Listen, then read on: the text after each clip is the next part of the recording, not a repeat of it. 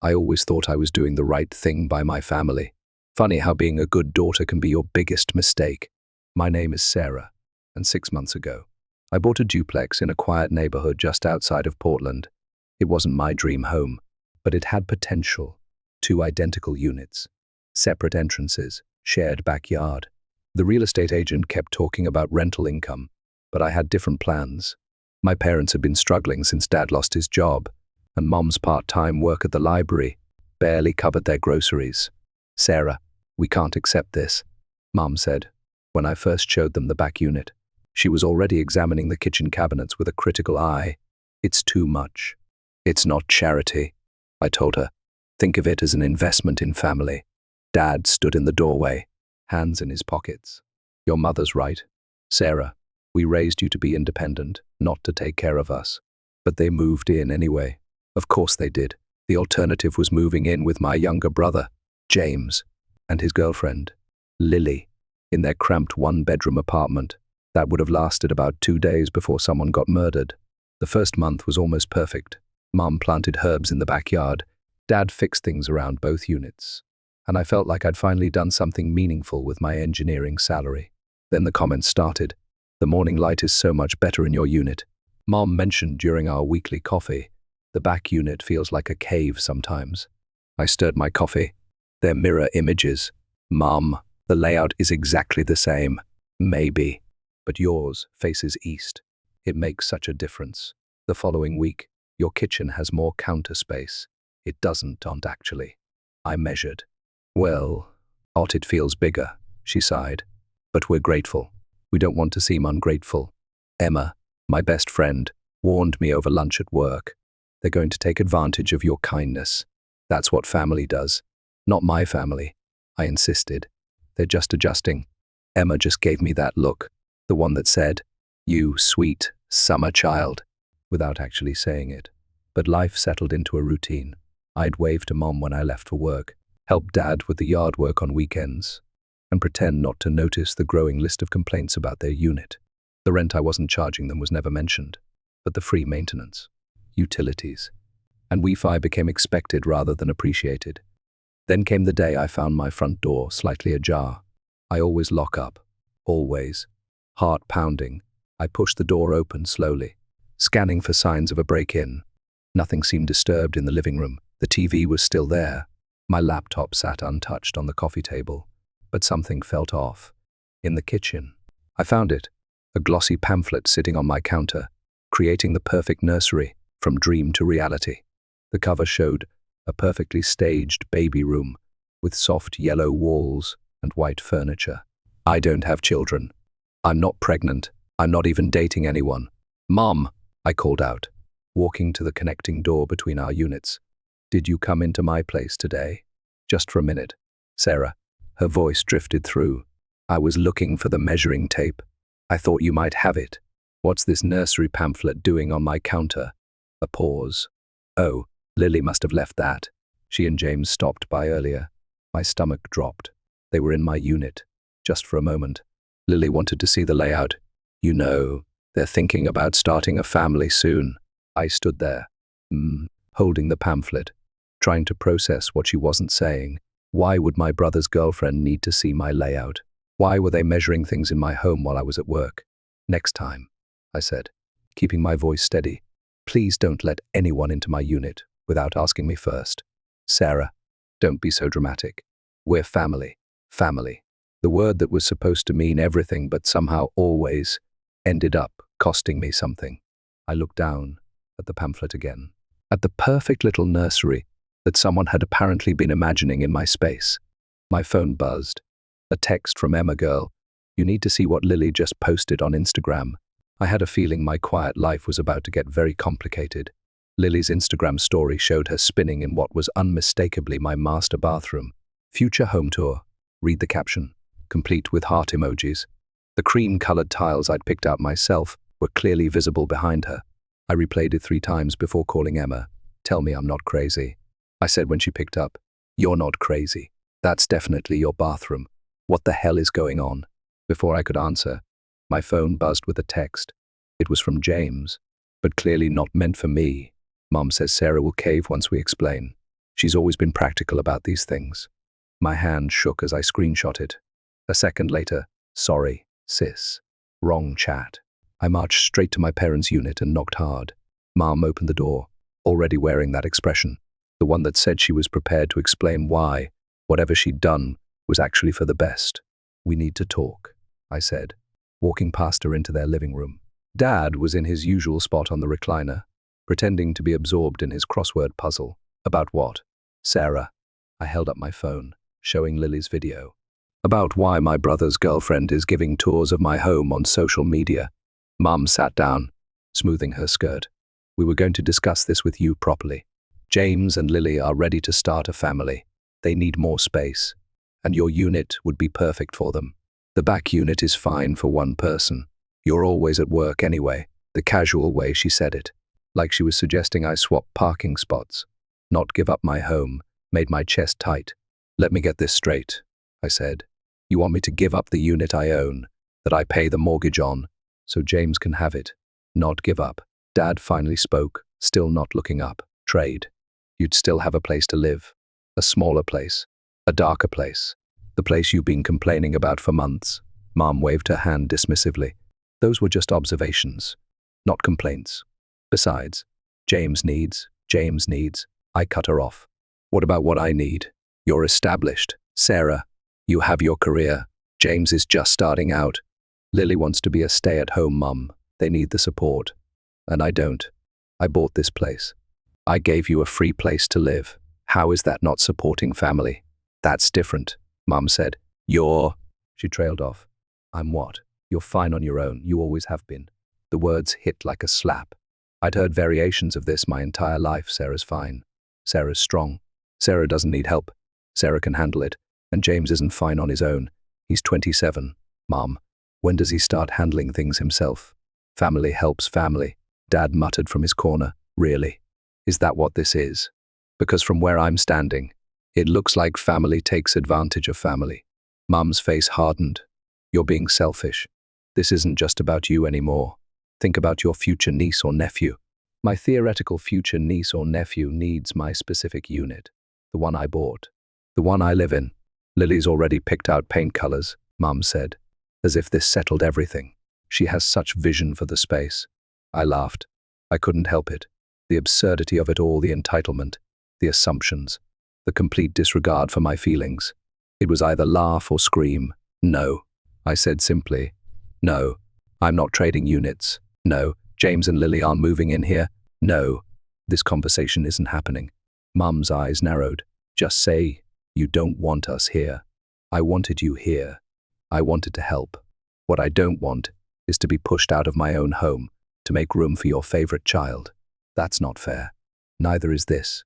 I walked out, ignoring Mom calling after me. Back in my unit I called Emma. How bad? Remember when we were kids and James broke my science project the night before it was due, and somehow I ended up apologizing to him? That bad? Worse. They're acting like I'm selfish for not giving up my home to my baby brother.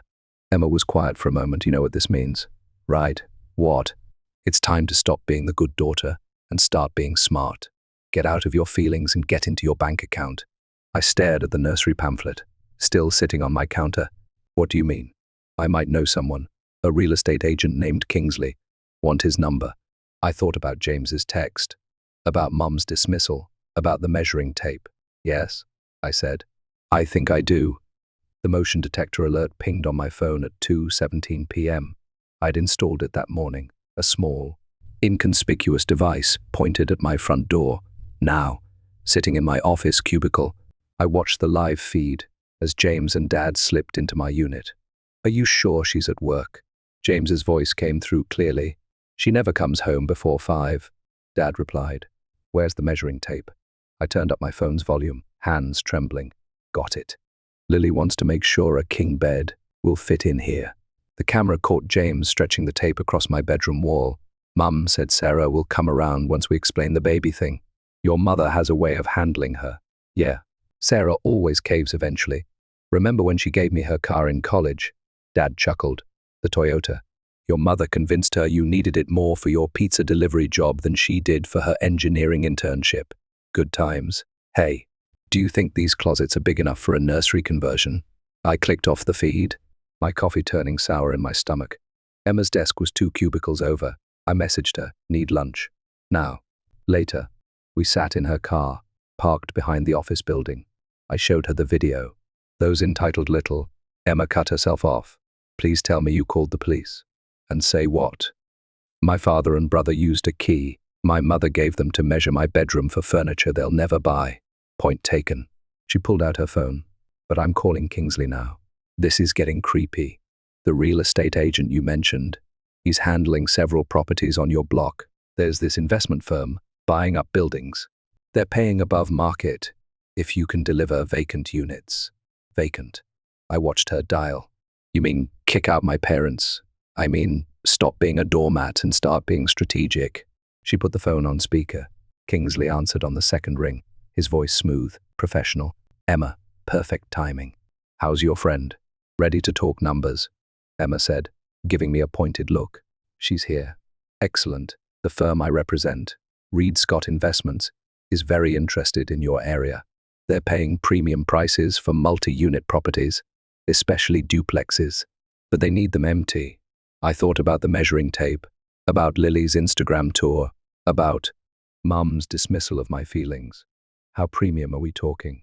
He named a figure that made me choke on my iced tea. That's significant. I managed. The catch is the timeline. They want to close fast.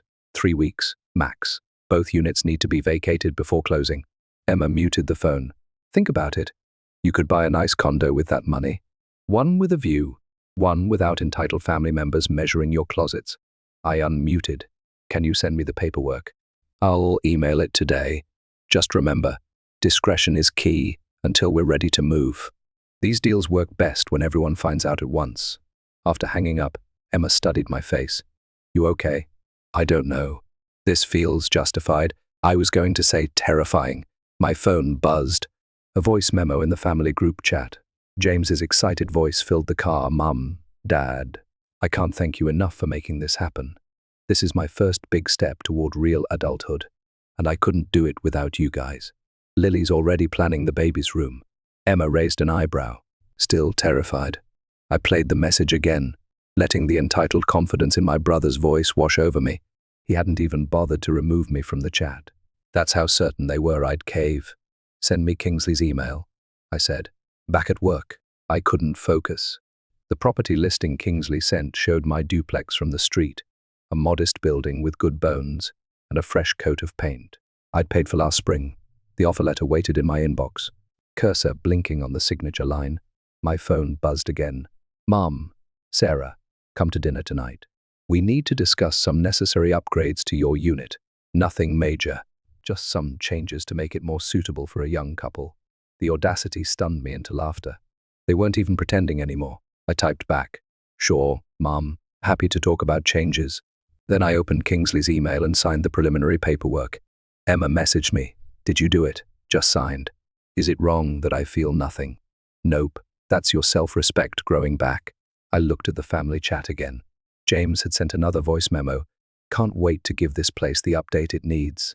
No offense, Sarah, but your style is a little basic. My fingers hovered over the phone, tempted to tell him exactly how basic he'd find apartment hunting with no free options. Instead, I closed the chat and emailed Kingsley, papers signed. Let's make this happen. Sometimes, the best revenge isn't a loud confrontation. Sometimes, it's a quiet signature on a document no one sees coming. Kingsley's office was exactly what you'd expect. All glass, chrome, and expensive coffee. He wore a tailored suit that probably cost more than my first car and smiled like someone who knew the value of everything. Reed Scott is very interested in your property, he said, sliding a folder across his desk. Location, condition, potential. It checks all their boxes. And they really need both units empty. Company policy. They're planning significant renovations. He paused. I understand there might be some personal complications. I thought about the text Mom had sent that morning. Lily's parents want to see the nursery. Space next week. We'll use your spare key. No complications, I said, opening the folder. Just timing. The numbers made my head spin. The down payment alone could fund a decent condo purchase. The full amount would let me buy something outright in a better neighborhood. 3 weeks is fast, I said.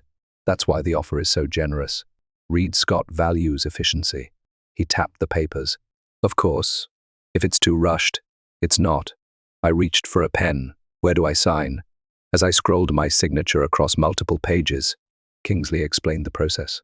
The deposit would clear in days. The full payment would be ready at closing. All I had to do was ensure both units were vacant. How do you usually handle the notification process? I asked.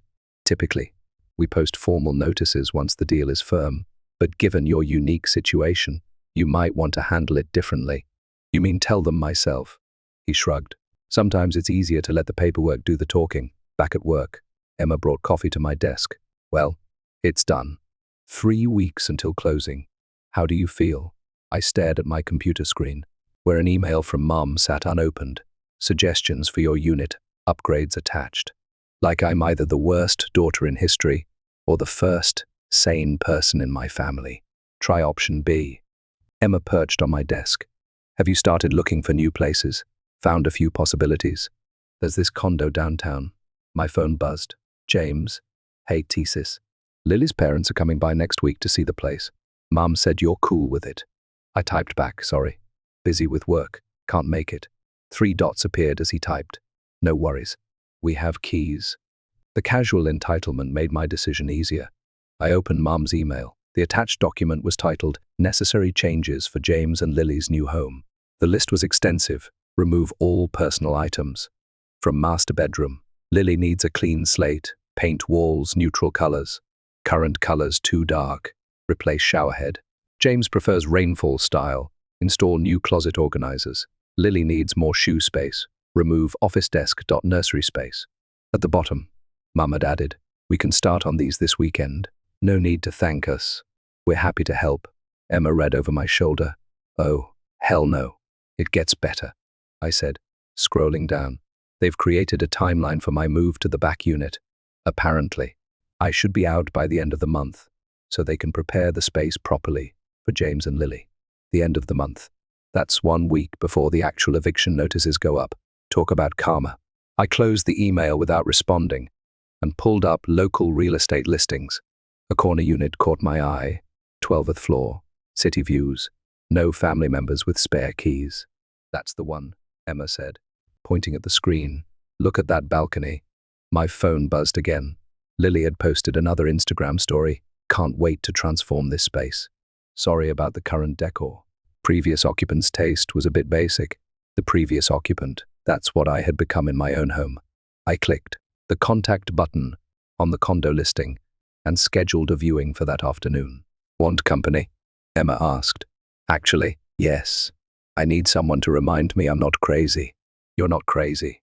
You're just finally standing up for yourself. I glanced at my phone as another message came through. Dad, this time, your mother's put a lot of thought into these upgrades. Don't make this difficult. Don't make this difficult. The family motto, at least when it came to me.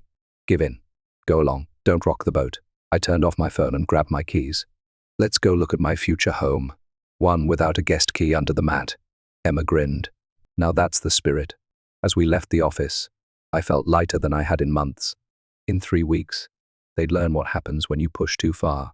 In 3 weeks, I'd be free. But first, I had a condo to buy and a poker face to perfect. This sauce is delicious, Mom said, helping herself to more pasta, though the kitchen in the back unit doesn't have enough counter space for proper cooking. I smiled and refilled her wine glass. Family dinner, my last one in this house, though they didn't know it yet. 2 weeks until closing, and I'd mastered the art of nodding along. I've been thinking about what you said, I told her, watching her face light up, about the unit swap. James nearly choked on his garlic bread. Really? You're okay with it? Well, you know what they say, family first. The words tasted like vinegar. Lily clapped her hands. Oh my God, this is perfect. I already have paint samples picked out, and wait until you see the nursery mood board I created. Dad looked uncomfortable, like he always did when things went too smoothly. That's very generous of you, Sarah. It's nothing, I said, standing to clear plates. Just let me think about the timing. Later, after they'd gone back to their unit, I checked another item off my secret to-do list, Host, last family dinner. Next up, remove name from utility bills. My phone buzzed with a text from Kingsley. Paperwork finalized. Reed Scott confirms closing date. Notices go up in 1 week. I'd already moved most of my important stuff to a storage unit. The condo downtown was mine, bought with the deposit money. Keys already in hand. Emma had helped me move boxes at night, careful not to raise suspicion. Sarah. James's voice came through the connecting door. Can I come in? Sure. I quickly closed the moving checklist on my phone. He entered, looking around my half-packed living room. Just wanted to say thanks. This means everything to us. Of course. I gestured to a box. Just organizing some things. Need help packing. He picked up a framed photo of us as kids. Man, remember when? When I broke your science project and you still helped me finish mine. I remember. You've always been the responsible one. The steady one. He sat down, the photo in his hands. Mom says you're fine with moving next week. I kept my face neutral, still working out the details. Lily's parents are coming Sunday to see the place. They're so excited about having their grandchild grow up here. My phone buzzed again. Kingsley, eviction notices dot printed. Ready when you are. That's great, I said, sliding the phone into my pocket. Everything's falling into place. James hugged me, something he hadn't done in years. You're the best sister ever. I promise we'll make this place amazing. After he left, I went to change the locks on my back doors. Another item on the checklist. Through the window, I could see Mom in her kitchen, probably planning more improvements to my space. Emma called while I was working on the locks. How's the poker face holding up? Oscar worthy. They're planning a nursery in a home they'll never live in. When do the notices go up? 1 week, right after Lily's parents' grand tour. I finished with a lock. Mum sent me another list of demands today.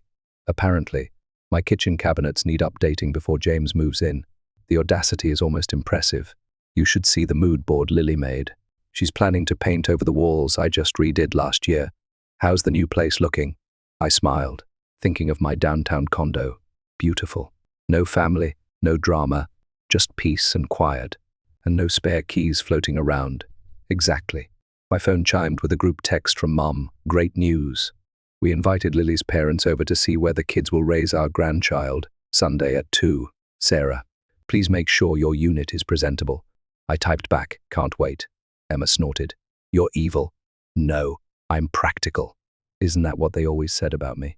Another text from Mom. We'll need to start moving your things to the back unit next week. James and Lily want to paint before the baby furniture arrives. I didn't respond. Instead, I looked at my checklist. Change locks. Remove valuables. Transfer utilities. Host. Last dinner. Secure new home. Only one item remained. Watch it all unfold. Lily posted another Instagram story. Sunday's the big day. Can't wait to show everyone our future home. The title said, I saved the story. Something to look at when the guilt crept in. Though surprisingly, it hadn't yet. Maybe because every presumptuous text, every entitled demand, every boundary crossed had slowly killed whatever guilt I might have felt. 1 more week of pretending. 1 more week of nodding and smiling. 1 more week until they learned what happens when you mistake kindness for weakness. I turned off the lights in my almost empty home and went to bed, dreaming of karma in the form of eviction notices. The eviction notices went up at exactly 9:00 a.m. on Monday. I heard Mum scream from my unit, followed by rapid pounding on my door. Sarah, Sarah, open up. I took a deep breath and opened the door. Mum thrust the notice in my face, her hand shaking. What is this? Some kind of joke. I made a show of reading the paper. Notice of eviction. Property sold. 3 weeks to vacate. I looked up. I got one too. This can't be legal. James burst through the door, Lily trailing behind him. They can't just sell the building, actually, I said. They can. I already called the number on the notice. Dad appeared last, his face ashen. What did they say? Some company called Reed Scott Investments bought the whole building. They're renovating both units. Lily started crying. But the nursery. We had everything planned. I'm sure we can figure something out, Mom said, patting Lily's shoulder. Sarah, call them back. Tell them you own this unit. Owned, I corrected. The sale's already final. James grabbed his phone. I'm calling a lawyer. They can't do this to us. Right on cue, a sleek black car pulled up outside. Kingsley stepped out, briefcase in hand. Perfect timing, I said. That's the real estate agent. We all watched through the window as Kingsley approached, looking every bit the professional businessman. He knocked on the door. "Good morning," he said when I opened it. "I represent Reed Scott Investments." "I see you've received our notices." Mom pushed forward. "This is a mistake. My daughter owns this building." "Former owner," Kingsley corrected smoothly, opening his briefcase. "The sale was finalized last week. I have the paperwork here." James snatched the documents, scanning them frantically. "This can't be wait." He looked up at me. "These are dated 2 weeks ago." "You knew about this?" I kept my face carefully neutral.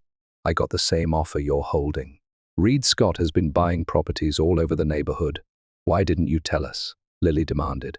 "Would it have mattered? The offer was too good to pass up." Mom's face went from red to white. "You sold it without telling us. Like how you were giving away my unit without telling me." The silence was deafening. Kingsley cleared his throat. "The terms are quite clear. Both units must be vacated within 3 weeks. Reed Scott is prepared to offer a modest relocation allowance to assist with moving expenses." "Relocation allowance?" James laughed bitterly. "Our whole future was planned here." "Your future," I said quietly, "in my home that you measured behind my back." Understanding dawned on Dad's face first. "Sarah, the notices are legal," Kingsley continued. "All paperwork is in order. I suggest you use this time to secure new housing arrangements." Lily burst into fresh tears. "But my parents already bought us nursery furniture. It's being delivered next week." "I'd suggest canceling that delivery," I said. Mom stepped close to me, her voice dropping to a whisper. "You planned this. You're no longer our daughter." "Funny," I replied, just as quietly. "I stopped feeling like your daughter when you decided my home belonged to James." Kingsley handed out information packets. "These contain local rental listings and moving company recommendations. Reed Scott appreciates your cooperation in this matter." James crumpled his packet. "This isn't over. We'll fight this." "Feel free," Kingsley said. "Though I should mention, the sale contract is ironclad." Miss Valdez's lawyer made sure of that. All eyes turned to me. "You had a lawyer?" Dad asked. "And mine," I said. "I learned from the best. Family first." "Right." Lily stormed out, followed by James shouting about lawsuits. Mom stood frozen, clutching her eviction notice like a lifeline. 3 weeks. Kingsley reminded them. "After that, any remaining occupants will be removed by law enforcement." Dad took Mom's arm. "Come on, Linda, we need to think." They left without looking at me. Kingsley waited until they were gone before speaking. "Cleanly done," he said. "The closing documents are ready whenever you are." I nodded, watching through the window as my family huddled in their unit, probably already plotting their next move. "You know they'll try to fight this," he warned. "Let them try." "I learned something important recently." "What's that?" "Sometimes the best revenge isn't just serving karma, it's serving it with proper paperwork." He smiled and headed back to his car. I closed the door on my empty unit, feeling lighter than I had in months. My phone buzzed. "Emma, did it happen?" "It's done." I typed back. "Freedom comes in 3 weeks. How do you feel?" I looked at the nursery mood board Lily had left on my counter last week. "Like I finally grew a spine," I replied, "and it feels amazing." Moving day arrived with the screech of truck brakes and the thud of boxes. I stood with Emma on the sidewalk, watching the movers empty both units. Mum and Dad's furniture went into a storage unit. They'd found a small apartment across town. My remaining things headed straight to my new condo. "They're still not speaking to you?" Emma asked. "James tried serving me with lawsuit papers yesterday. His lawyer took one look at the sale contract and dropped the case. A crash from inside made us both jump." Lily stormed out, mascara running. "This is all your fault," she screamed at me. "We had everything planned. You had my home planned." I corrected. "There's a difference. We're family. Family doesn't measure rooms behind each other's backs." She threw her hands up. "It was just measuring. We were trying to plan our future in my house without asking, because you knew I'd say no." "Exactly. I watched the movers carry out the couch I bought last year, and that should have been your answer." James appeared behind her, looking deflated. "Come on, Lily, it's not worth it. Not worth it. She whirled on him. Your sister just destroyed our future. And it's not worth it. Our future. I laughed. You mean the future where you redecorate my home, raise your kids in my space, and I what? Disappear into the back unit like a good little sister. You're just jealous. She spat. Jealous that we're starting a family and you're alone. Emma stepped forward, but I held up a hand. I'm not alone. Lily, I'm free. There's a difference. Free to what? Live in some soulless condo while we struggle to find a place. You could try paying for one, I suggested. Like I did. James grabbed Lily's arm. Let's go. We need to finish packing. This was our only shot, she yelled at him. Your parents promised us this place. It was never their place to promise, I said quietly.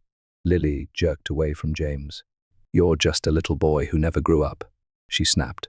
And I'm done waiting for you to figure it out. We watched her storm to her car and peel away from the curb. James stood there, looking lost. This was supposed to be my chance to prove myself. Prove yourself by taking what's mine. You always had everything figured out, he said. The good job, the house, the plan. I figured it out by working for it. Try it sometime. He shook his head. You don't understand. Mom and Dad what? Promised you my home, taught you that taking from me was okay. Made you think you deserved what I worked for. They just wanted, I know what they wanted. They wanted you settled, comfortable, taken care of. And I was supposed to make that happen by giving up everything I built. A moving truck pulled away, leaving the driveway empty. Through the windows, I could see Mom sitting in their bare living room, staring at nothing. You should have paid for your own future, I told James, instead of trying to steal mine. He walked away without responding, shoulders slumped. Dad came out next, carrying a small box of photos. Your mother kept every school picture, he said, not quite looking at me. Even the ones where you wouldn't smile. I wasn't much for faking happiness. Even then, he shifted the box. We really thought you'd understand about James needing a chance. I understand perfectly. I just stopped agreeing. Mom appeared in the doorway. We're ready, she told Dad, ignoring me completely. They got into their packed car without another word. As they pulled away, I saw Mom wipe her eyes. Emma touched my arm. You okay? Honestly, yes. I watched the last moving truck disappear around the corner. It hurts, but not as much as letting them take everything would have. Want to go see your new place? No family drama, no entitled siblings, no measuring tapes. I smiled. Actually, I want to do one last thing. We walked through both empty units. My footsteps echoed in spaces that had once held so many dreams, theirs and mine. In what used to be my bedroom, Lily's paint samples still clung to the wall, nursery yellow and baby's breath white. I peeled them off, one by one. Ready? Emma asked from the doorway. Ready. Outside. I locked both doors for the last time. The keys would go to Kingsley tomorrow, along with the final paperwork. Hey, Emma said as we walked to my car. Remember what you told me when you first bought this place? What? Family is everything. Funny how things change. I looked back at the empty duplex. Family is everything, I agreed, until it costs you everything. The city lights sparkled through my new floor-to-ceiling windows as Emma poured the wine. My condo felt different from the duplex cleaner.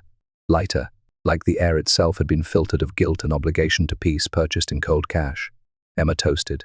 To measuring tapes and karma. My phone buzzed. A text from Kingsley. Reed Scott just listed the duplex. Asking prices double what they paid. Wow. Emma peered at the screen. They're not wasting any time. Good for them. I scrolled through the listing photos.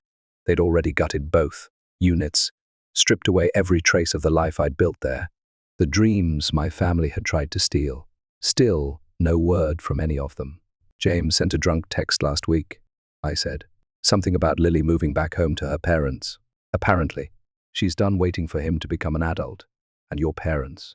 Mum blocked my number. Dad sends one-word responses to holiday messages. It's actually peaceful. A notification popped up. Lily had untagged me from all her future home posts.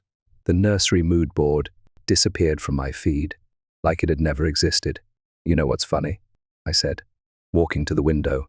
I used to lie awake wondering if I was being too harsh, If maybe I should have just given in, moved to the back unit, let them have their way. And now I sleep just fine. Emma joined me at the window. Below, the city moved in its usual rhythm, people going places, building things, making their own way. I ran into your mom at the grocery store, Emma said quietly. She was comparing prices on canned soup, living within their means for once. She asked about you, pretended it was casual, but I could tell she wanted to know if you regret it. What did you tell her? That you're thriving, that your new place has amazing natural light. Emma smiled. That karma doesn't always knock. Sometimes she signs title paperwork. I laughed, remembering Mom's face when Kingsley showed up with those eviction notices. Think they learned anything? James did. He's working 2 jobs now, trying to save for his own place. No more waiting for handouts. My phone buzzed again, a number I didn't recognize. The text read, "It's Dad. Got a new phone. Your mother won't admit it, but she misses you." I showed Emma the message. Are you going to respond? I thought about it, really thought about it. Maybe when they're ready to see me as an adult with boundaries, not just a resource to exploit. And if they never are, then I'll keep enjoying my view. Emma refilled our glasses. Remember in college when James borrowed your car and crashed it? Your parents made you split the insurance deductible with him because family helps family. God, I'd almost forgotten about that. You haven't forgotten anything. You just stopped accepting it. The city lights blurred slightly as I blinked back unexpected tears. I miss who I thought they were, the family I wanted them to be, but not who they actually are. Not anymore. Another text from Dad. We made mistakes. Big ones. I watched the cursor blink, waiting for more. Nothing came. That's new, Emma said, admitting mistakes. Too little, too late. I put the phone down. They can keep their regrets. I'm keeping my peace. The moon rose over the city skyline, casting long shadows through my new home. No measuring tapes here, no nursery plans, no guilt. Emma raised her glass again, to boundaries, to consequences, to finally putting yourself first. My phone lit up one last time. Kingsley, Reed Scott got an offer on the duplex. Above asking price. Karma is profitable these days. I smiled and turned off my phone. Let Reed Scott have their profit. I got something better, freedom. You know what the best part is? I told Emma, sinking into my new couch. I don't have a spare key hidden anywhere. She laughed. No more surprise tours, no more surprise anything. Outside, the city hummed with possibility. Inside, my space stayed mine, measured only by my own dreams, decorated only with my own choices. The guilt had faded, replaced by something stronger, certainty. They say home is where the heart is, but sometimes home is where you finally learn to protect your heart, even from family, especially from family. I raised my glass to the city lights, to empty rooms filled with peace, to karma's perfect timing, to measuring life by my own standards, not theirs. And somewhere in the night, a family learned that actions have consequences. Entitlement has limits, and some bridges, once burned, light the way to better places.